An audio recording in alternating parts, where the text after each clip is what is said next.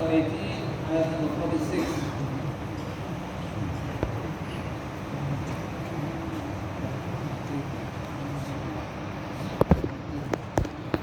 أعوذ بالله من الشيطان الرجيم. بسم الله الرحمن الرحيم. المال والبنون زينة الحياة الدنيا والباقيات الصالحات خير عند ربك ثوابا وخير عملا. ويوم نسير الجبال وترى الأرض باردة وحشرناهم فلم نغادر منهم أحدا وعرضوا على ربك صفا لقد جئتمونا كما خلقناكم أول مرة بل زعمتم أن لن نجعل لكم موعدا. ووضي الكتاب فترى المجرمين مشفقين مما فيه ويقولون يا ويلتنا ما لهذا الكتاب لا يغادر صغيرة ولا كبيرة إلا أحصاها ووجدوا ما عملوا حاضرا ولا يظلم ربك أحدا. وإذ قلنا للملائكة اسجدوا لآدم فسجدوا إلا إبليس كان من الجن ففسق عن أمر ربه أفتتخذونه وذريته أولياء من دوني وهم لكم عدو بئس للظالمين بدلا. صدق الله العلي العظيم. الفاتحة. صلوات اللهم صل على محمد وعلى محمد. سکینہ اٹھو میری جاں اٹھو نہاری میری چلو گھر چلے. سکینہ اٹھو میری جاں اٹھو نہاری میری چلو گھر چلے. یہ کرتی تھی ماں لہر پر بھوکا میری لاڈلی چلو گھر چلے. سکینہ اٹھو میری جاں اٹھو رہائی ملی چلو گھر چلے. یہاں سے چلو چلے کربلا وہیں پر تمہیں ملیں گے چچا. ستم جو ہوئے بتانا انہیں دکھانا انہیں یہ کرتا جلا. چچا جان کو دکھانا ذرا ردا کو بھری چلو گھر چلے. سکینہ اٹھو میری جاں اٹھو رہائی ملی چلو گھر چلے. بتانا انہیں سبھی سختیاں ملی کس قدر تجھے گر کیا. ہماری ردا لٹی کس طرح چھنی کس طرح تیری بالیاں. بتانا انہیں بجھی کس طرح تیری تش لگی چلو کر چلے. سکینہ اٹھو میری جاں اٹھو رہائی ملی چلو گھر چلے. پدر سے ملو تو دل جوئی ہو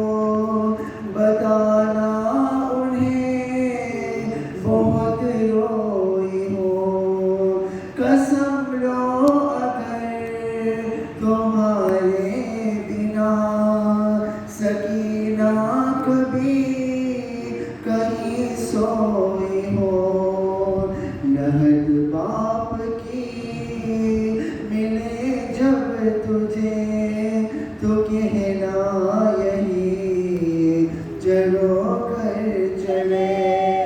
सकीना उठो मेरी जान उठो, रिहाई मिली चलो कर चले। सकीना उठो मेरी जान उठो, रिहाई मिली चलो कर चले। सूरत मुबारक फातिहा।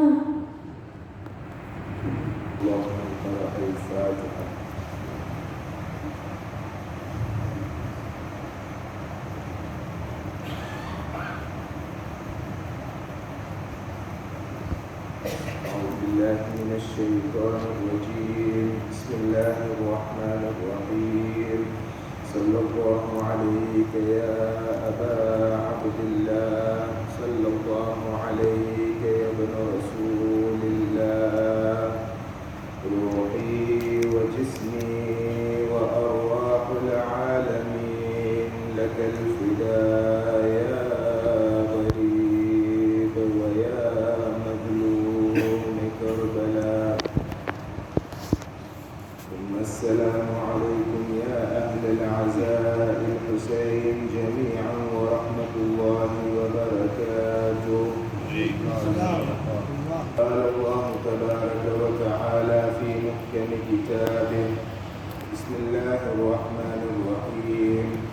قل هل ننبئكم بالأخسرين أعمالا الذين ضل سعيهم في الحياة الدنيا وهم يحسبون أنهم يحسنون صنعا. صدق الله العلي العظيم. صلوا على محمد وآل محمد. اللهم صل على محمد وآل محمد. خداوند متعال سورۃ الکہف آیت نمبر 103 اور 104 میں فرماتا ہے: کہو کیا ہم تمہیں بتائے کہ کون اپنے اعمال میں سب سے زیادہ نقصان اٹھانے والے ہیں؟ وہ جن کی کوششیں دنیا کی زندگی میں گمراہ ہو گئی جبکہ وہ سمجھتے ہیں کہ وہ اچھا کر رہے ہیں۔ اسلامی اصطلاح میں ہر عمل جو اخلاص کے بغیر ہو اسے الریا کہتے ہیں، اور ایک حدیث کے مطابق ہر قسم کا ریا شرک ہے۔ کل ریاء شرک۔ ہم سب جانتے ہیں کہ شرک ایک بڑا گناہ ہے۔ یہ تب ہوتا ہے جب ہم اللہ سبحانہ و تعالیٰ کے ساتھ کسی اور کو شریک کر دیتے ہیں۔ اسلام میں عمل کا درجہ نیت کے بعد آتا ہے، مطلب یہ کہ کسی شخص کی نیت اس کے عمل سے زیادہ اہمیت رکھتی ہے۔ جو وجہ ہے کہ اخلاص کے بغیر نیت یعنی ریا کو شرک کہا جاتا ہے، یہ ہے کہ ہم اپنے عمل کو اللہ سبحانہ و تعالیٰ کے بجائے دوسروں کو خوش کرنے کے لیے کرتے ہیں۔ مثال کے طور پر ہم ایک بڑا محسوس رقم صدقہ میں دیتے ہیں صرف اس لیے کہ ہم نیوز میں آ سکے اور شہرت حاصل کر سکے۔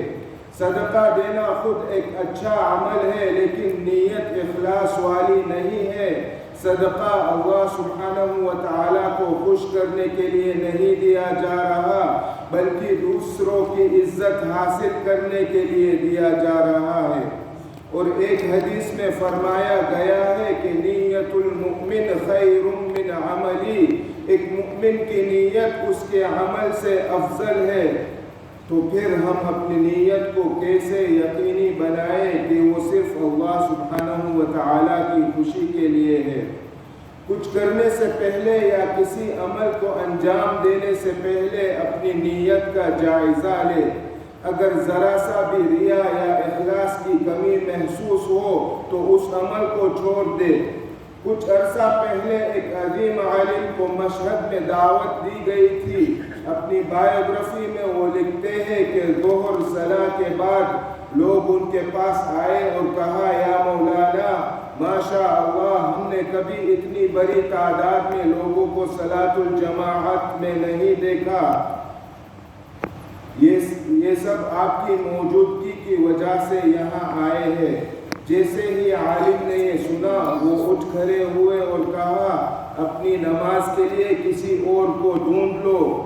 لوگوں نے یہ سن کر وجہ پوچھی کہ مولانا نماز کیوں نہیں پڑھوائیں گے؟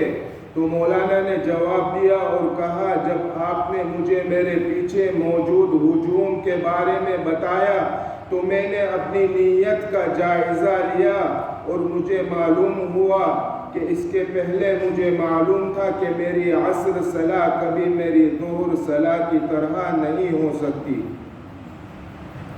مرحوم حاجی ملا ہادی سبزواری جو لگ بھگ 200 سال پہلے وفات پا گئے، روایت کرتے ہیں کہ ایک دفعہ اپنے طالبین کے ساتھ وہ اپنے گاؤں کے ایک عام رہائشی سے ملاقات کرنے گئے۔ یہ ایک لمبا سفر تھا۔ جیسے ہی وہ اس گھر پر پہنچے تو ملا سبزواری نے اپنے طالبین سے کہا کہ وہ آگے بڑھ کر اس رہائشی سے ملاقات کرے اور یہ کہ وہ کسی اور وقت ان سے ملاقات کریں گے۔ طالبین نے سوال کیا کہ اتنا لمبا سفر طے کرنے کے بعد ملا واپس کیوں چلے گئے؟ اس کا جواب دیتے ہوئے ملا نے کہا، جیسے ہی میں اندر جانے لگا ایک خیال میرے ذہن میں آیا کہ یہ شخص بہت خوش ہوگا کیونکہ اب تک کوئی عالم اسے ملاقات کرنے نہیں آیا اور اب میں اسے ملاقات کر رہا ہوں۔ ایک درود بھیجئے محمد و آل محمد پر۔ اللہم صلی علی محمد و آل محمد۔ آیت اللہ بہجت رحمت اللہ علیہ فرماتے ہیں کہ ریا کا علاج ریا ہے۔ ہم عام لوگوں کو دکھاوا کیوں کرے جب ہم اللہ سبحانہ و تعالیٰ کو دکھاوا کر سکتے ہیں، اور یہ ریا ایک اچھی قسم کا ریا ہے۔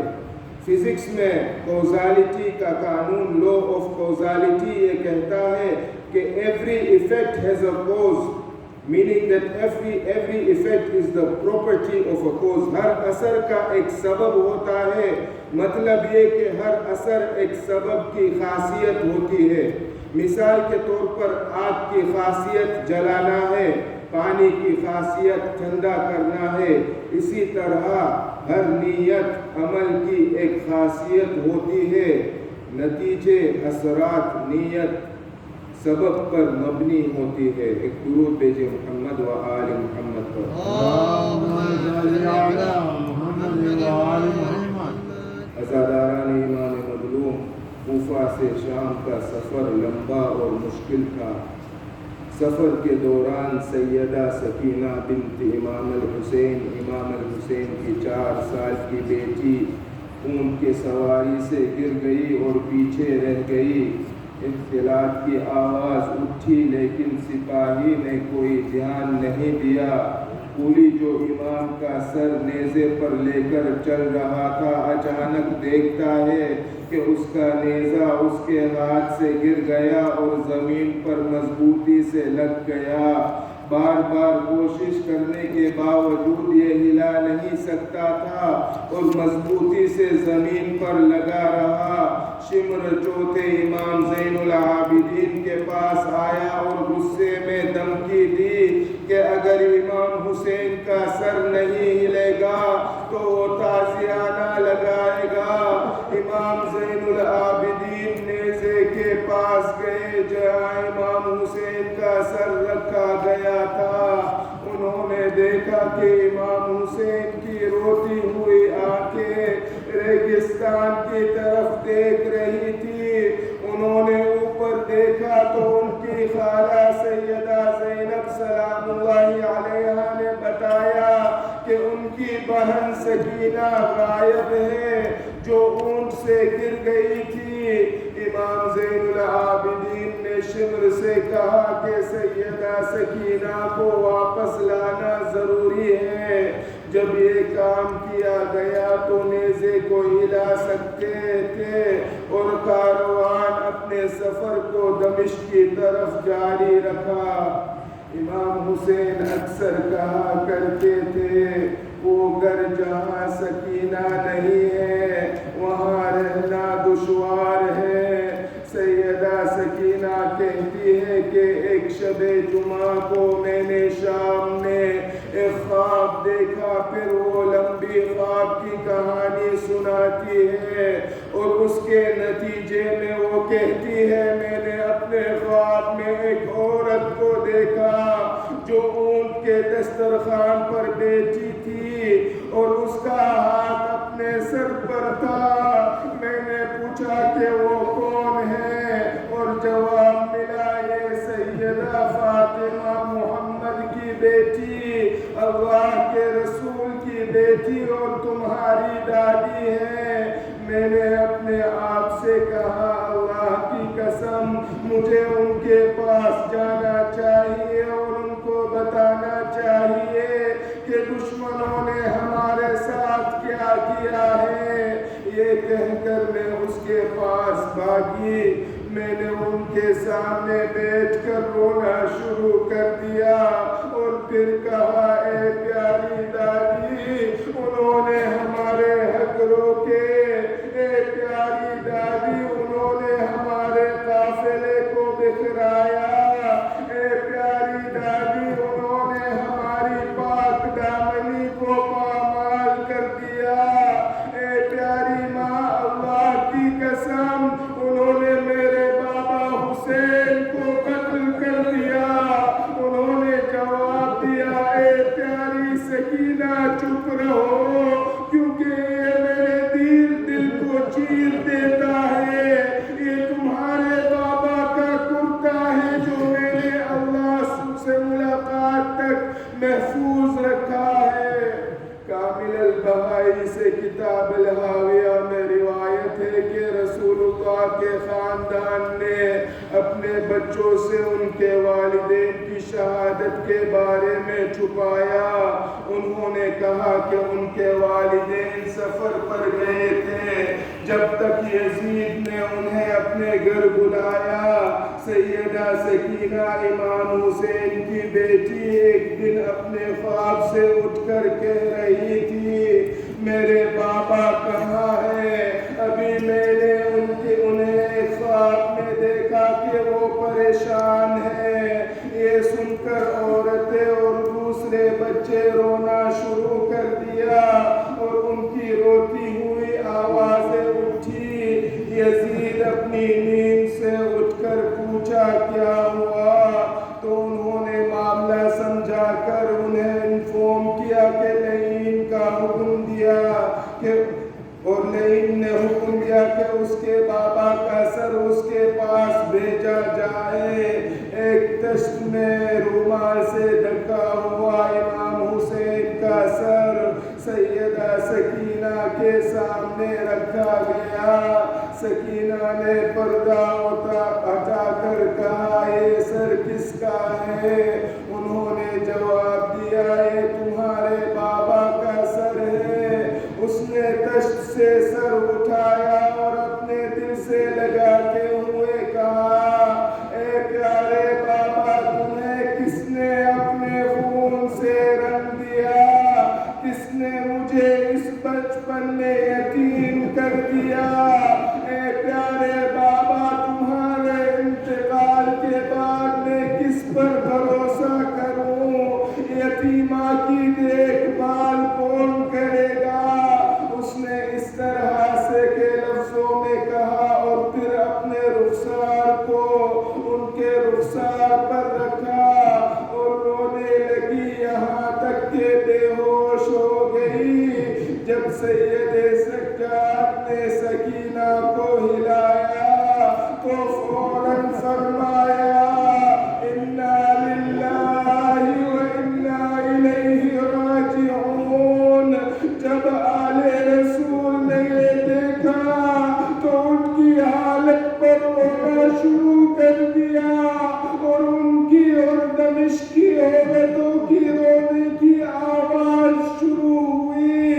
سکینہ کو وہی زندان میں دفن کیا گیا۔ زینب نے چھوٹی سی بچی کو تھام رکھا۔ جب امام زین العابدین اپنی بہن کے لیے زندان میں قبر کھود رہے تھے اس کے کپڑے کربلا میں جل گئے تھے اور جو فوجوں کی وجہ سے ان کے بدن سے مل گئے تھے، اس لیے اسے وہی جلے ہوئے کپڑوں میں شام کے زندان میں دفن کیا گیا۔ جب قبر بھرنے لگی تو ماں نے چیخ مار دی، سب عورتیں اس کے ارد اکٹھا ہو گئی اور زندان کی دیواریں چیخ سے ہلنے لگی، یا سکینہ یا مظلومہ، لعنت اللہ علی القوم الظالمین۔ ما تنسي